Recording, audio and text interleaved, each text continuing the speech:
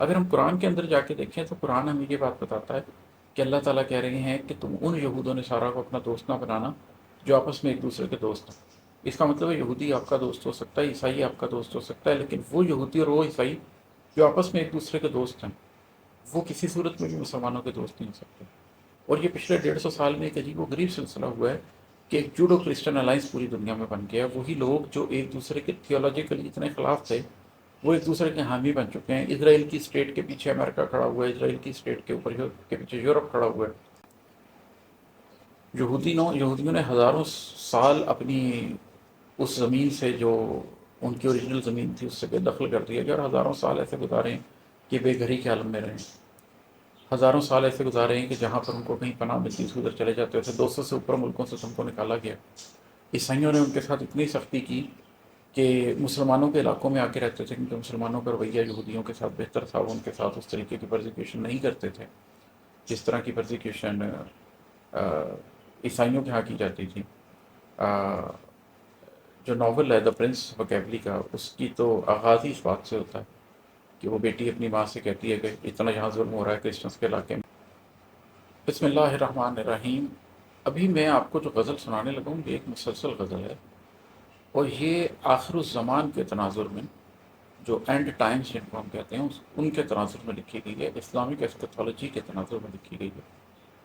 اس کا کانٹینٹ سارے کا سارا نبی کریم صلی اللہ علیہ وآلہ وسلم کی بتائی ہوئی کچھ احادیث جو آخر الزمان کے بارے میں ان کے حوالے سے، اگرچہ ہر شعر کا معنی فرق ہے، اگرچہ ہر شعر ایک علیحدہ ٹاپک کے اوپر بات کرتا ہے، لیکن مجموعی طور پر یہ اپنے کانٹینٹ میں نظم کے زیادہ قریب ہے، لیکن اس کا سٹرکچر غزل کا ہے۔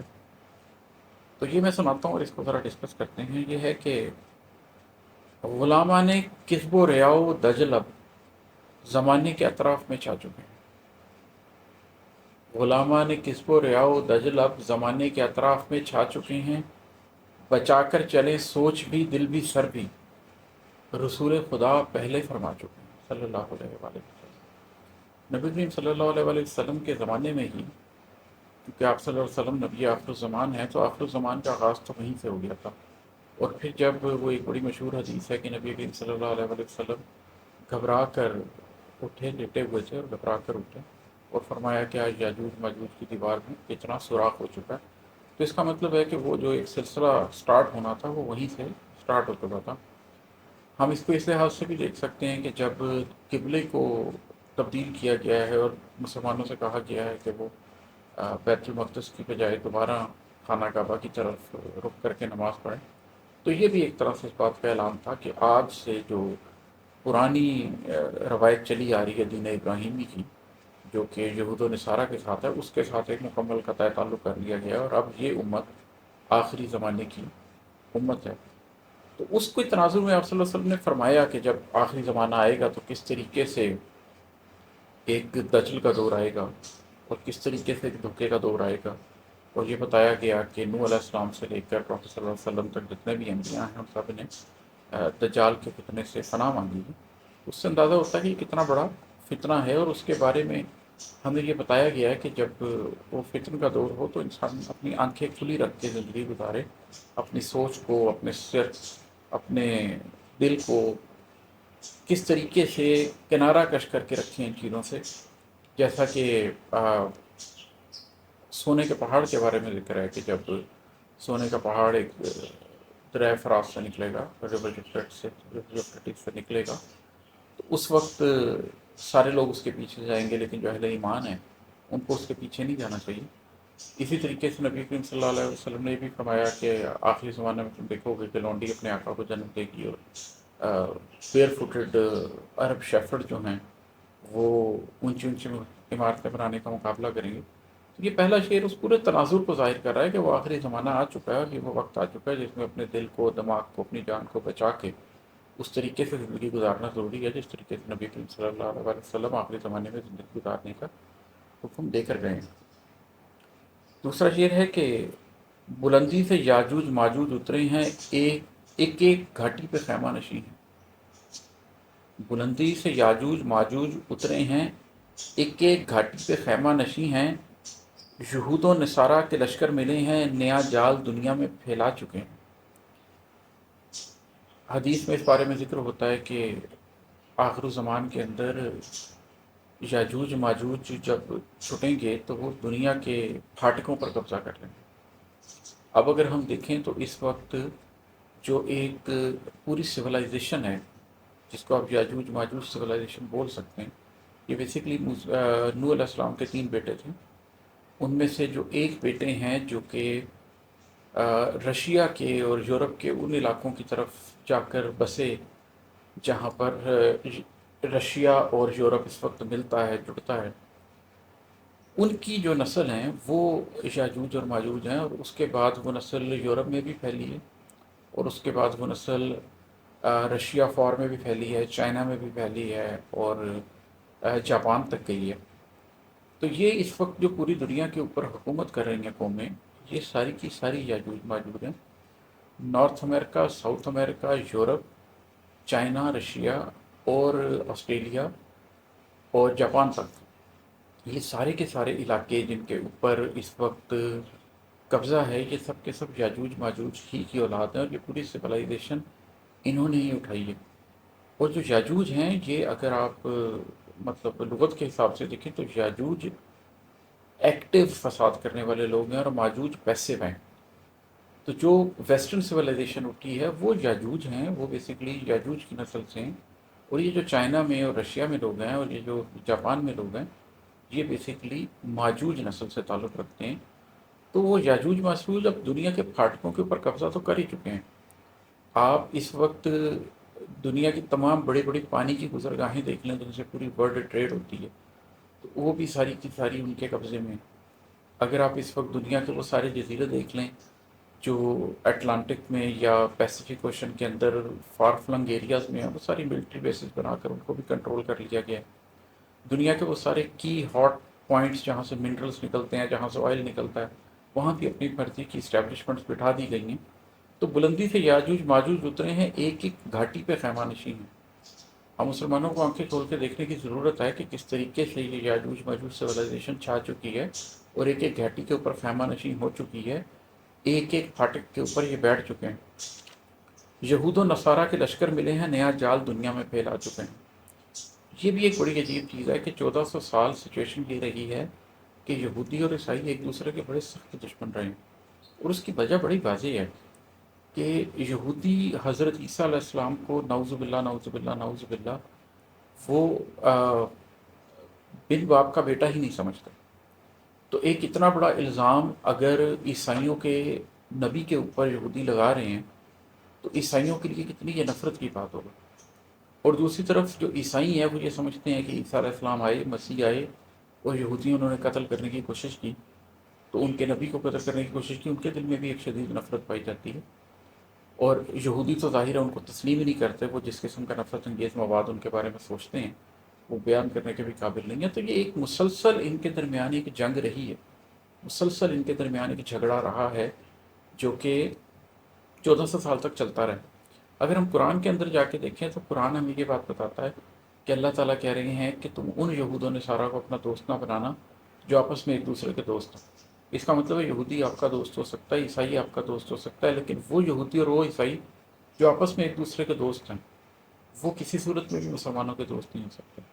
اور یہ پچھلے 150 سال میں ایک عجیب و غریب سلسلہ ہوا ہے کہ ایک جوڈو کرسچن الائنس پوری دنیا میں بن گیا۔ وہی لوگ جو ایک دوسرے کے تھیولوجیکلی اتنے خلاف تھے وہ ایک دوسرے کے حامی بن چکے ہیں۔ اسرائیل کی اسٹیٹ کے پیچھے امریکہ کھڑا ہوا ہے، اسرائیل کی اسٹیٹ کے اوپر کے پیچھے یورپ کھڑا ہوا ہے۔ جس طریقے سے یو کے نے ایک باقاعدہ ڈیکلیریشن کے تھرو یہودیوں کو وہاں پر بسانا شروع کیا مڈل ایسٹ میں، وہ بھی سب کے سامنے ہے۔ تو یہ ایک پوری پکچر ہے کہ کیسے یہ یاجوج ماجوج سویلائزیشن چھائی ہے، کیسے یہود و نصارہ اکٹھے ہوئے ہیں، اور جو اکٹھے ہوئے ہیں وہ بیسیکلی زائنسٹ ہیں، وہ نہ حقیقی کرسچن ہیں، وہ نہ حقیقی جیوز ہیں، بلکہ وہ یہود و نصارہ جو ایک دوسرے کے دوست بن گئے ہیں وہ زائنسٹ ہیں، اور وہ ایک زائنسٹ کلچر لے کر آ رہے ہیں۔ تو یہ ساری پکچر اب ہمارے سامنے بن رہی ہے، اس کے اوپر میں گھنٹوں کی بات کر سکتا ہوں، ابھی تو میں صرف ایک شعر کی تشریح کر رہا ہوں۔ تو بلندی سے یاجوج ماجوج اترے ہیں، ایک ایک گھاٹی پہ خیمہ نشین ہے، یہود و نصارہ کے لشکر ملے ہیں، نیا جال دنیا میں پھیلا چکے ہیں۔ اگر آپ دیدہ بینا رکھتے ہیں تو آپ بالکل واضح طور پر دیکھ سکتے ہیں کہ دنیا میں وہ آخر زمان کا نقشہ کھینچا جا چکا ہے جو نبی کریم صلی اللہ علیہ وسلم ہمیں بتا کے گئے ہیں کہ یہ ایک نقشہ کھینچا جائے گا، اور اب بالکل آخری دموں پر ہے معاملہ۔ اور ہے کہ یمن سے نکلتی ہوئی آگ پورے عرب کو لپیٹے میں لینے لگی ہے۔ یمن سے نکلتی ہوئی آگ پورے عرب کو لپیٹے میں لینے لگی ہے۔ ادھر نجد والے حجاز مقدس میں خیمے بھی مدت سے لگوا چکے ہیں۔ جو قیامت کی بڑی نشانیاں ان میں سے ایک نشانی یہ ہے کہ افائر ول کم آؤٹ آف یمن، یمن میں سے ایک آگ نکلے گی۔ اور اب ہم دیکھ رہے ہیں کہ کس طریقے سے یمن آئسولیٹ ہو گیا ہے اور کس طریقے سے یمن کے اوپر بمباری ہو رہی ہے اتنے سال سے، اور ایک آگ لگی ہوئی ہے یمن کے اندر۔ تو وہ آگ آہستہ آہستہ پھیلے گی اور وہ آگ پورے عرب کو اپنے لپیٹے میں لے لے گی۔ ہم اس کے بھی بالکل قریب پہنچے ہوئے ہیں، یہ نشانی صاف نظر آ رہا ہے کہ جلد ہی پوری ہونے والی ہے۔ دوسری طرف ہم دیکھتے ہیں کہ نبی کریم صلی اللہ علیہ وسلم کی ایک حدیث ہے جس کے اندر آپ صلی اللہ علیہ وسلم نے حجاز کے بارے میں اور یمن کے بارے میں تعریف فرمائی اور ان کے لیے برکت کی دعا کی۔ تو کچھ لوگوں نے جو نجد سے تعلق رکھتے تھے انہوں نے یہ بات کی کہ یا رسول اللہ نجد کے بارے میں بھی فرمائیے۔ تو وہ بار بار یہ بات کرتے رہے حتیٰ کہ آپ صلی اللہ علیہ وسلم نے فرمایا کہ نہیں، نجد سے تو شیطان اپنے سینگوں کے ساتھ نکلے گا۔ تو اس وقت ہم دیکھ رہے ہیں کہ مڈل ایسٹ کے اوپر بھی جو سب سے بڑی حکومت خاص طور پر پائی جاتی ہے جو سعودی عرب کی حکومت ہے، وہاں اہل نجد حکومت کر رہے ہیں۔ تو حجاز مقدس میں نجد والوں کے خیمے لگ چکے ہیں۔ وہ جو ایک دور آنا تھا جس کے اندر حجاز کی بجائے نجد نے حکومت کرنی تھی عرب کے اوپر، وہ بھی وقت آ چکا ہے۔ تو یمن سے نکلتی ہوئی آگ پورے عرب کو لپیٹے میں لینے لگی ہے۔ ادھر نجد والے حجاز مقدس میں خیمے بھی مدت سے لگوا چکے ہیں۔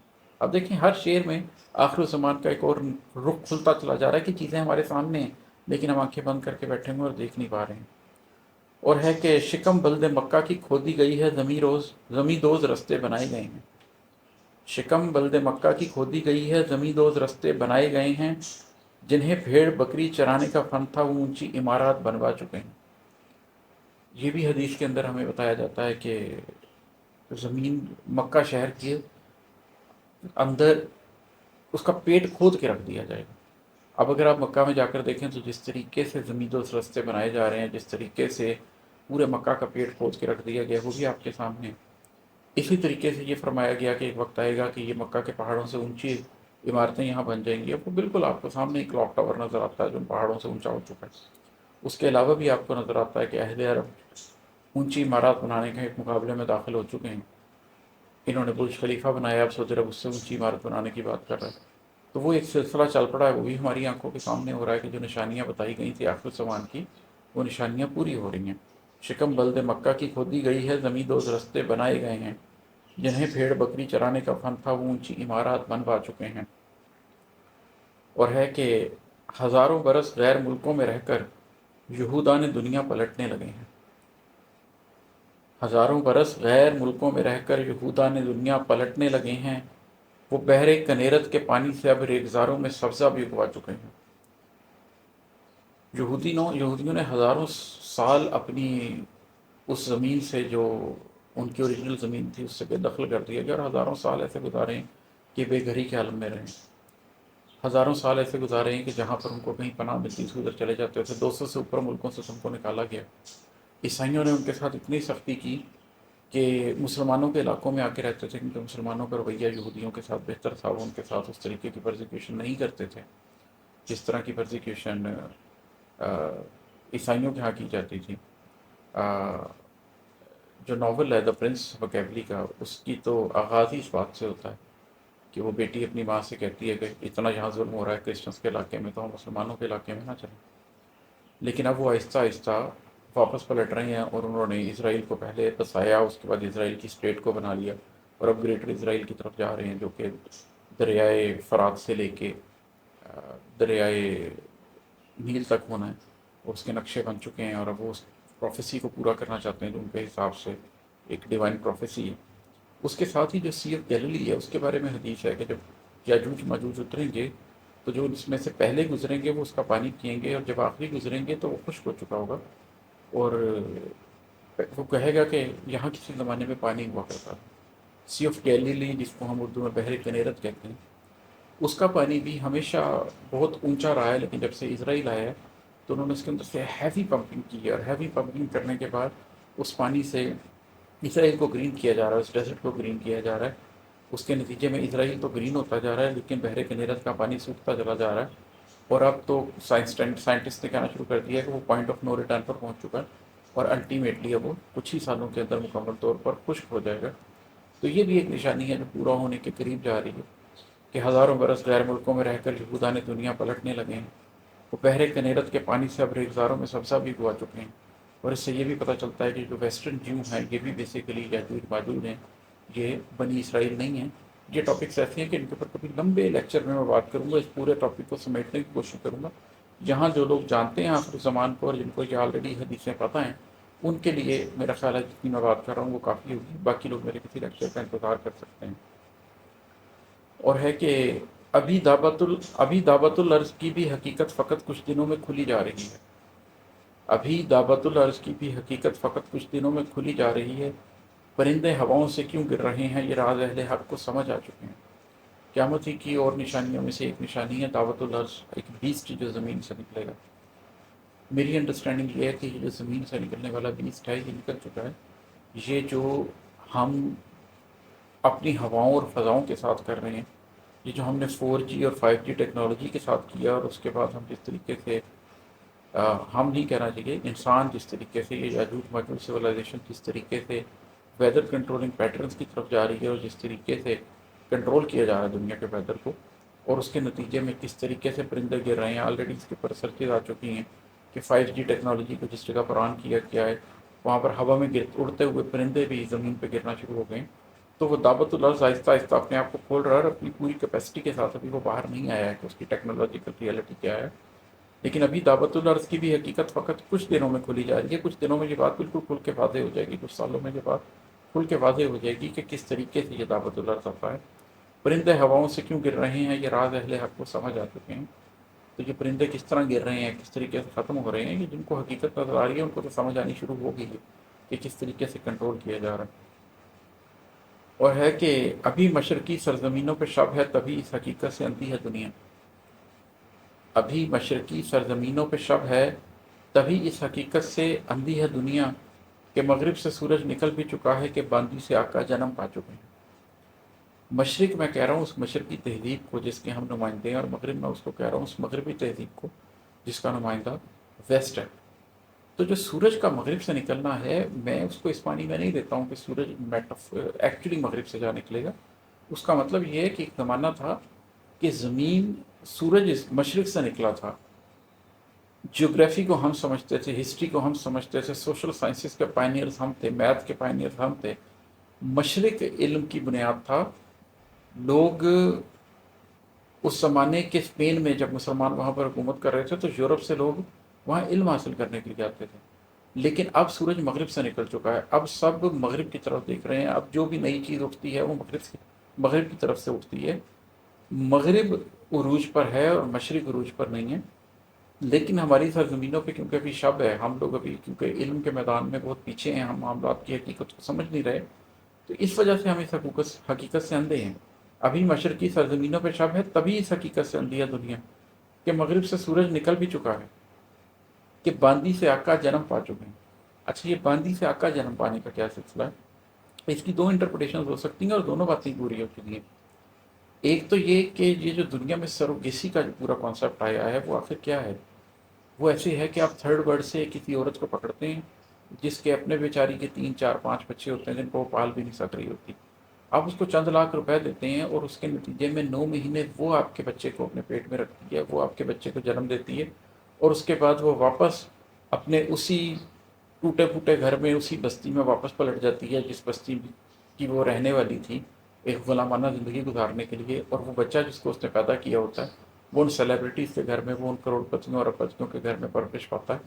تو جس نے اس کو جنم دیا تھا وہ لونڈی تھی، اور جس نے جنم پایا ہے وہ آقا ہے. تو اس وقت ہماری سامنے یہ چیز ہمیں نظر آ رہی ہے. انڈیا میں یہ چیز بہت عام ہو رہی ہے، تمام سیلیبریٹیز اسی طریقے سے کیے جا رہے ہیں. ویسٹ کے اندر یہ ہو رہا ہے کہ تھرڈ ورلڈ کنٹریز کی عورتوں سے اپنے بچے پیدا کروائے جا رہے ہیں. تو لونڈیاں اپنے آقاؤں کو جنم دے تو رہی ہیں، تھرڈ ورلڈ کنٹریز کے لوگ فرسٹ ورلڈ کنٹری کے بچوں کو جنم دے تو رہے ہیں جنہوں نے بڑے ہو کر ان کے آقا بن جانا ہے. تو اگر آپ اس کی اس انٹرپریٹیشن کو دیکھیں تو یہ انٹرپریٹیشن پوری ہو چکی ہے، ایسا ہی ہوا ہے.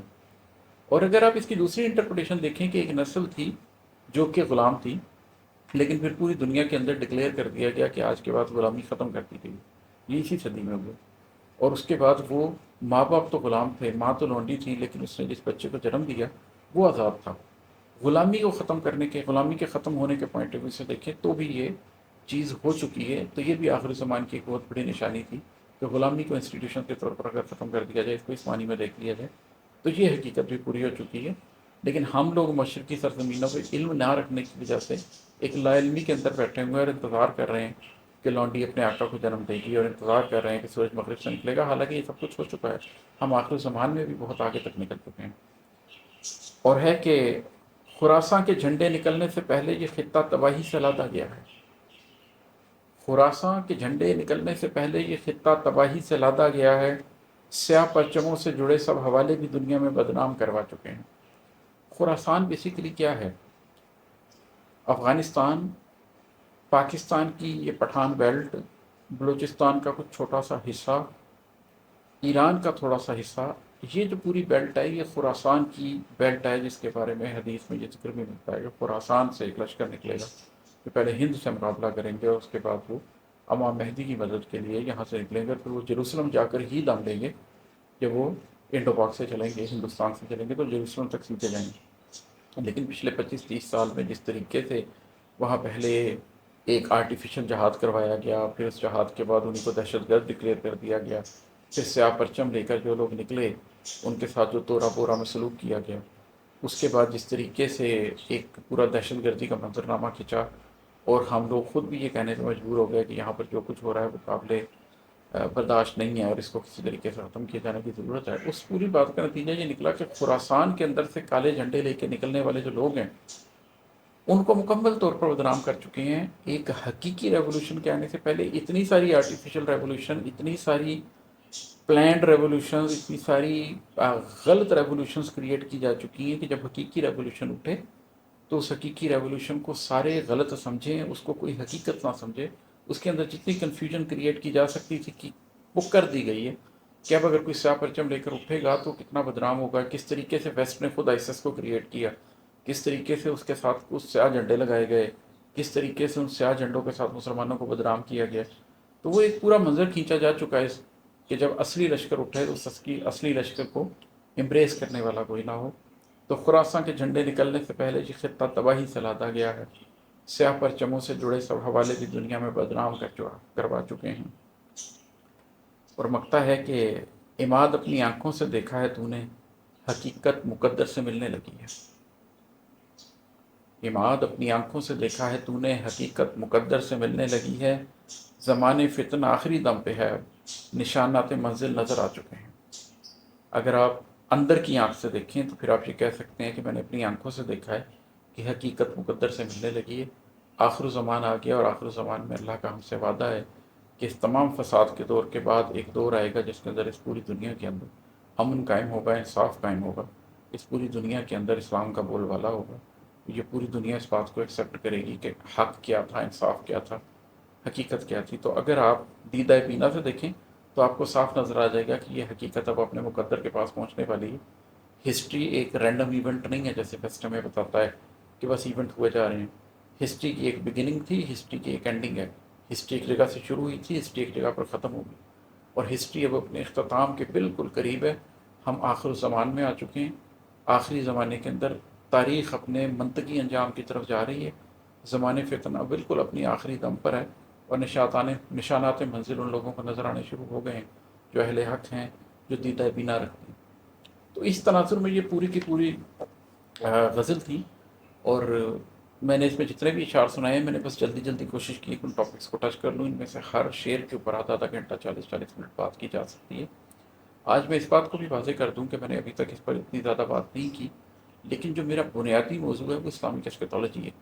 میرا ارادہ یہ ہے کہ ان 5 کتابوں کی تمام شاعری کو آپ کے سامنے رکھنے کے بعد، اس کے بعد اس تمام شاعری کو ڈسکس کرنے کے بعد، فائنلی جب لوگوں کو میری سوچ سمجھ آ جائے گی، میری آئیڈیالوجی سمجھ آ جائے گی، یہ پتہ چل جائے گا کہ میری سوچ کے رخ کیا کیا ہیں، تو پھر میں آئیڈیالوجیکلی پوسٹ ماڈرنزم کو کیسے دیکھتا ہوں، اسلامک ایسکیٹالوجی کو کیسے دیکھتا ہوں، سورۃ الکہف کو کیسے دیکھتا ہوں، سورۃ الکہف کی ایک ایک آیت کو کیسے دیکھتا ہوں، اور اس زمانے میں ہم انڈیویجولی کیسے زندگی گزار سکتے ہیں، کلیکٹیولی کیسے زندگی گزار سکتے ہیں، اس پہ انشاءاللہ تفصیلی بات کروں گا۔ اس لیے کہ میں نے زندگی میں پچھلے 15 برس سے ایکٹیولی سورۃ الکہف کو سامنے رکھ کر ہی اپنی زندگی گزاری ہے، زندگی کا ہر فیصلہ اسی طرح کیا ہے کہ سورۃ الکہف کو سامنے رکھتے ہوئے ہی فیصلہ کرنا ہے۔ تو ان شاء اللہ تعالیٰ مجھے موقع ملے گا تو میں یہ پوری آئیڈیالوجی آہستہ آہستہ آپ لوگوں کے سامنے رکھوں گا، یہ بتانے کی کوشش کروں گا کہ میں پوسٹ ماڈرنزم کو کیسے سمجھاؤں، اس علم آخر الزمان کو کیسے سمجھاؤں، اس زمانے کو کیسے سمجھاؤں، اپنی زندگی کیسے گزار رہا ہوں، اور آپ سب لوگوں کو کیا تلقین کرنا چاہتا ہوں کہ زندگی کو کیسے گزاریں۔ لیکن آج کے لیے اتنا ہی، بہت شکریہ، السلام علیکم۔